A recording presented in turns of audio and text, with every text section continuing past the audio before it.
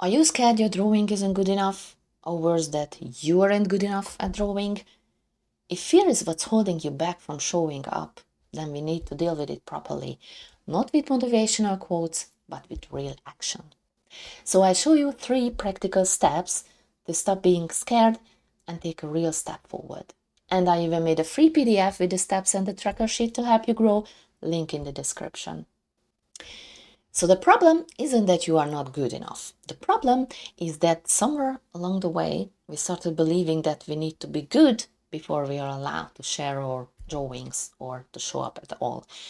But most of the time, actually doing the work is what makes you good.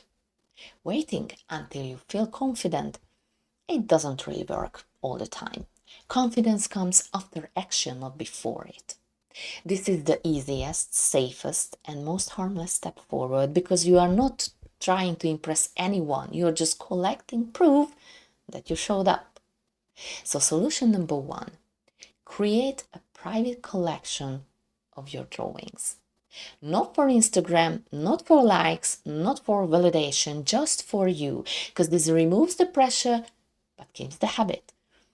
You can collect your drawings in a folder, or you can start a simple blog or a digital space that works like your only the homepage.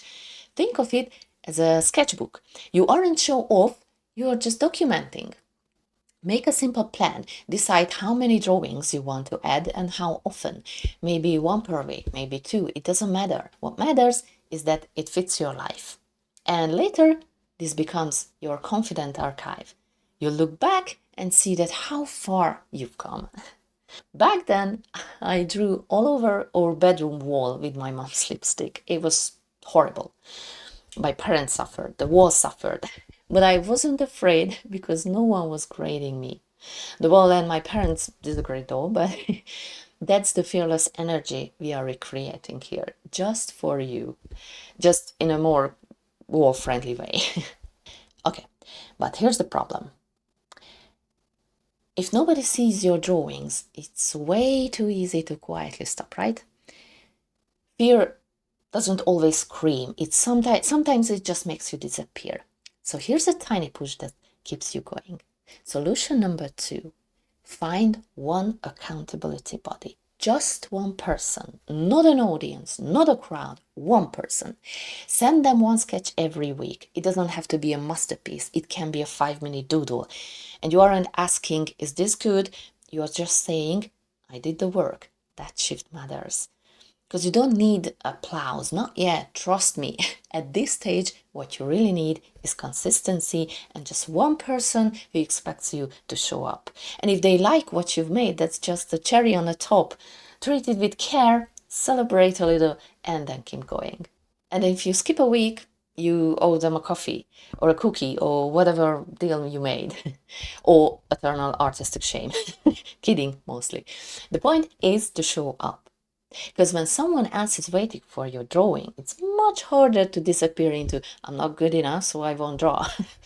And it's even better if that person is also an artist, maybe someone a bit ahead of you, someone honest but kind, someone who gives feedback, not judgment. Now, but here's the uncomfortable and challenging part. You can grow in private for a long time, but at some point, the fear only shrinks when other people can actually see you. That's when your nervous system panics.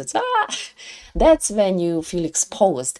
And that's exactly when real change begins. So solution number 3, share your work with people you don't know. And I know it sounds scary, but hear me out. When you see other people posting imperfect work, something powerful happens. It normalizes your own imperfection at this stage, at this beginner level. Yes, it feels uncomfortable. Yes, it feels risky. But this is where real growth can speed up. Because if you join a drawing club with other beginners, people who are kind and helpful, you don't just get feedback. You also see that everyone else is struggling too. And that alone can change everything. And this is the mindset shift. When imperfect drawings become normal, your fear loses power. Don't wait for confidence before you share your work. Share your work first, and let confidence catch up. And here's the exciting part. I wanted to create the same kind of space for you. Not a highlight reel, not a look how perfect I am gallery. A safe place where you can post imperfect cartoon drawings and improve. And post that too. So I started a private group for beginner cartoon artists who want to practice, experiment, and grow together. I literally just launched it. So this might be the weirdest invitation you'll get today, but it's empty, it's quiet, it's literally just me and the crickets. It's actually the perfect time to join, especially if you're shy, because no crowd, no pressure, just space to post and build a habit. And later, when more artists join, they'll see the progress you've already made.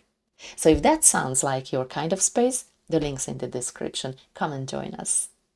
And if you're a time traveler watching this a year from now, hello from the past. Hopefully the group is bustling with brave artists by now, but you can jump in anytime and share your work. But before you think I'm just giving advice from a safe place, let me tell you something. I actually started this YouTube channel for the exact same reason I'm talking about, to take one small step forward. The point is that I committed to showing up every week with something new I've learned and to help you learn it too. Actually, this was my second step. First, I posted a few speed drawing shorts of our dog, Pup. There's a playlist. And then I started making tutorials. So this channel is my own bravery ladder. It's my way of pushing myself out of my comfort zone and showing up every single week. So I'm not standing above you, I'm climbing too. And if you want to climbing the bravery ladder with me, then hit the subscribe, because that way we can keep learning and growing together. And here's something you can do this week. Pick one step of the bravery ladder. Start a folder, find a friend, or join a small group, ours or any supportive community where you can share your work and grow. Or if you found another way that works for you, do that. Just don't stay frozen. And tell me in the comments, which step are you on right now? I'd love to see your progress. And sometimes just putting it into words makes the next step clearer. Plus someone else might feel less alone reading your comment. And in the meantime, here's our finished character. She climbed the ladder and she survived. But sharing your art often unlocks a new problem, comparison. So if you've ever shared your art and you immediately thought that, wait, why is everyone else so much better than me? Yep, then we need to talk about that too. So that's exactly what we're gonna do in the next video. I'll show you a simple yet powerful mindset trick to turn comparison into growth. See you there.